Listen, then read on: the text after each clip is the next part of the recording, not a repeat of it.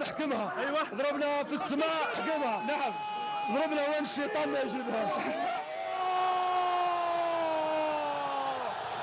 الهدف الاول.